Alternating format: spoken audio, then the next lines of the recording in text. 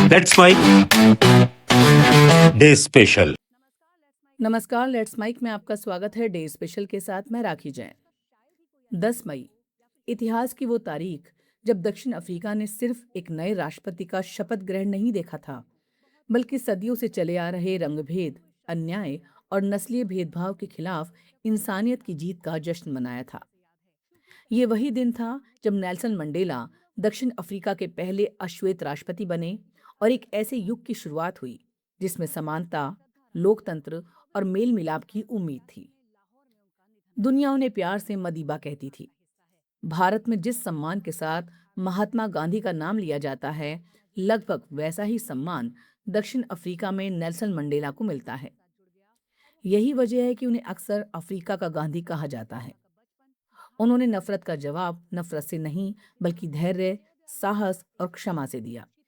शायद यही उनकी सबसे बड़ी ताकत थी। नेल्सन मंडेला का जन्म 18 जुलाई 1918 को दक्षिण अफ्रीका के ट्रांसटी क्षेत्र के मवेजो गांव में हुआ था।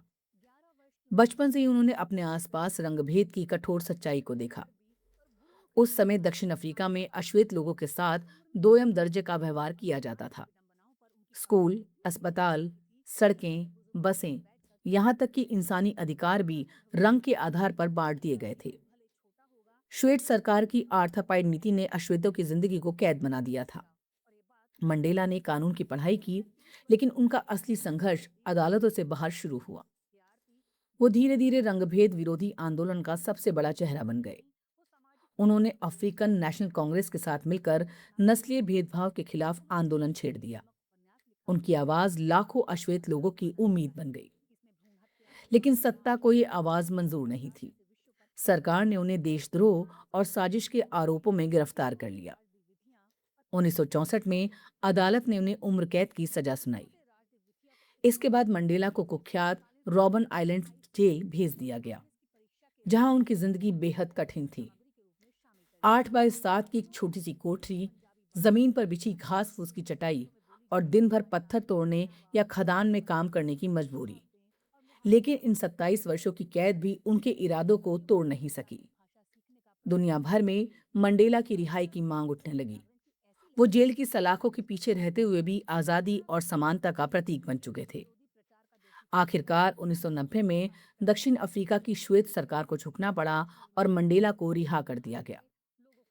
जेल से बाहर आते समय उनकी मुस्कान पूरी दुनिया के लिए उम्मीद का संदेश थी। रिहाई के बाद सबसे बड़ी चुनौती थी एक ऐसे देश को जोड़ना जो वर्षों से नस्लीय नफरत में बटा हुआ था। लेकिन मंडेला ने बदले की राजनीति नहीं की। उन्होंने श्वेत और अश्वेत दोनों समुदायों को साथ लेकर चलने का फैसला किया। यही वजह थी कि जब 10 मई 1994 को वो दक्षिण अफ्रीका के पहले अश्वेत राष्ट्रपति बने, तो वो केवल राजनीतिक जीत नहीं थी, बल्कि मानवता की जीत थी। उनके शपथ ग्रहण समारोह में दुनिया भर के नेता मौजूद थे। ये दृश्य केवल दक्षिण अफ्रीका ही नहीं, पूरी दुनिया के लिए ऐतिहासिक था। एक ऐसा व्यक्ति जिसने 27 साल जेल में बिताए, अब उसी देश का राष्ट्रपति बन रहा था जिसने उसे कैद किया था। लेकिन मंडेला ने अपने भाषण में बदले की नहीं, बल्कि मेल मिलाप और लोकतंत्र की बात की। नेल्सन मंडेला ने अपने कार्यकाल में रंगभेद की नीतियों को खत्म करने, लोकतांत्रिक संस्थाओं को मजबूत करने और समाज में समानता स्थापित करने की दिशा में काम किया। उन्होंने दुनिया को दिखाया कि सच्चा नेता वही होता है जो अपने विरोधियों को हराने की बजाय उन्हें साथ लेकर आगे बढ़े। उनके संघर्ष और योगदान को दुनिया ने भी सम्मान दिया। 1990 में भारत सरकार ने उन्हें देश का सर्वोच्च नागरिक सम्मान भारत रत्न प्रदान किया। वो इस सम्मान पाने वाले पहले विदेशी नागरिक बने। इसके बाद 1993 में उन्हें नोबेल पीस पुरस्कार से सम्मानित किया गया। 2009 में संयुक्त राष्ट्र ने उनके जन्मदिन 18 जुलाई को मंडेला डे घोषित किया।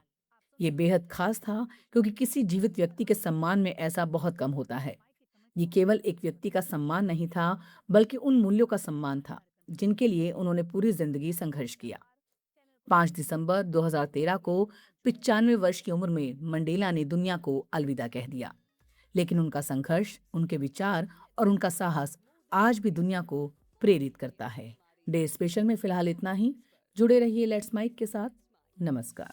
आप सुन रहे थे let's mic more than radio.